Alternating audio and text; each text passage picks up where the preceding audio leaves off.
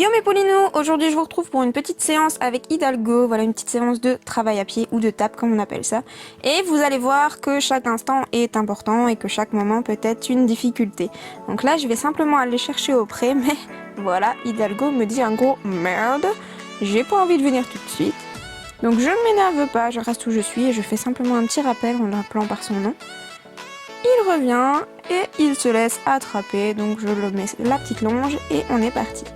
Au moment de le faire passer au niveau du fil, monsieur prend peur et est un petit peu bloqué. Du coup, j'essaye de me dégager comme je peux avec Paquito qui nous ennuie. Mais il se reprend et du coup, voilà, il passe le fil assez violemment comme vous allez le voir. Ce n'est pas qu'il a eu une grosse peur du fil par la suite, mais bon, il a un petit blocage par rapport à ça, mais très léger comme vous le voyez. Du coup, je le récompense et on part pour notre séance.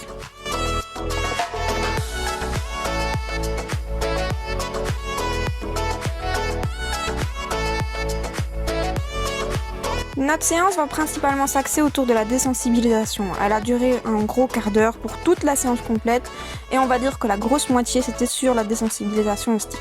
C'était notre troisième séance donc j'insiste un petit peu plus. Comme vous le voyez, je suis un petit peu plus brusque avec mes mouvements. Je vais insister au niveau de la tête puisque comme vous le voyez, il a des résistances. Donc je maintiens mon stick jusqu'au moment où il va simplement remettre sa tête droite, se concentrer sur moi. Et je le félicite grandement puisque c'est très difficile pour lui au niveau de la tête. Donc je continue mes exercices, voilà. Bon, il faut savoir que ma séance dure 15 minutes, mais au final ça dure que 5 minutes de travail puisque Hidalgo, voilà, il aime bien les gros moments de câlin, ça lui fait du bien, il comprend très vite les exercices, donc j'insiste pas plus que ça quand il réussit quelque chose.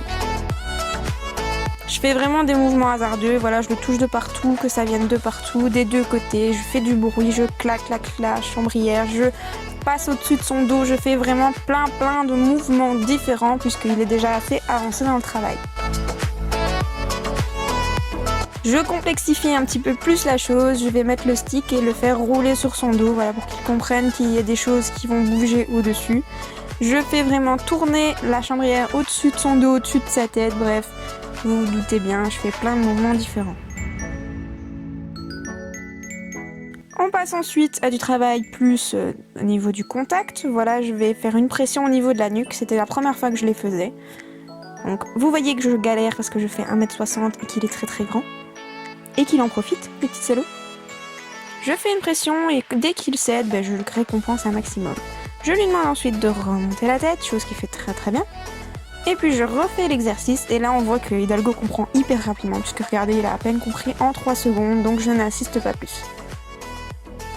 Je lui demande ensuite des flexions latérales, une à gauche qui est un petit peu moins prononcée mais que je travaillerai là-dessus avec lui, et une à droite, d'abord une petite, et ensuite une vers le flanc, mais vous allez voir qu'il va prendre peur en fait d'un cheval qui était dans la prairie à côté. Du coup j'insiste pas plus, il a compris l'exercice, je le rassure pendant 5 bonnes minutes, pour qu'il comprenne que les bruits alentours, il en a rien à faire, ça sert à rien. Voilà, j'ai un cheval peureux, je le sais, donc je continue à faire des petits câlins avec lui. Et il adore ça. On part ensuite pour du mené avec mon stick. Alors Hidalgo sait marcher en longe, mais il est un petit peu fainéant, du coup il faut que je l'astique un petit peu pour qu'il vienne à sa place. Donc je l'astique, je lui dis ta place, voilà. Je lui demande ensuite plusieurs arrêts, voilà. Là, il a été un petit peu trop loin, donc je le recule. Mais toujours bien récompensé dès que la réponse est favorable. On fait toujours des petites pauses, on se balade un petit peu partout. On continue le mener à la bonne place, c'est important.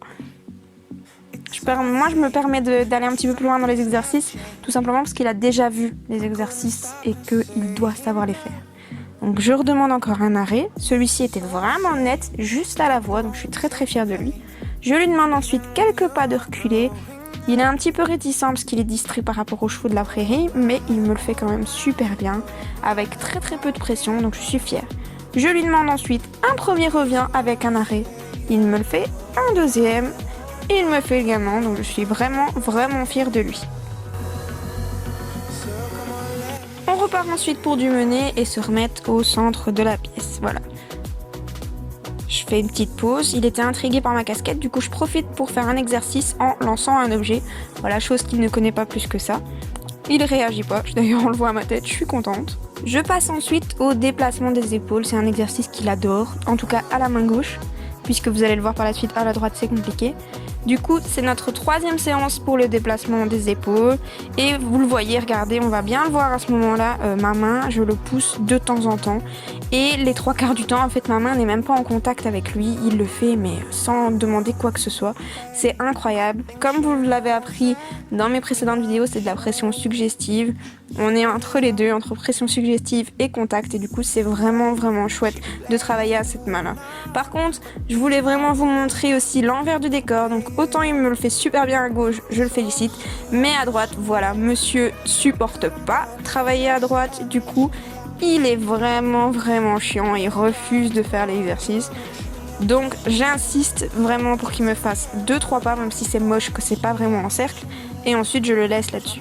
Je finis par un exercice facile, le reculer à côté de lui en légèreté. Donc comme vous le voyez, j'ai vraiment rien dans la longe, c'est le top du top, il est vraiment vraiment bien.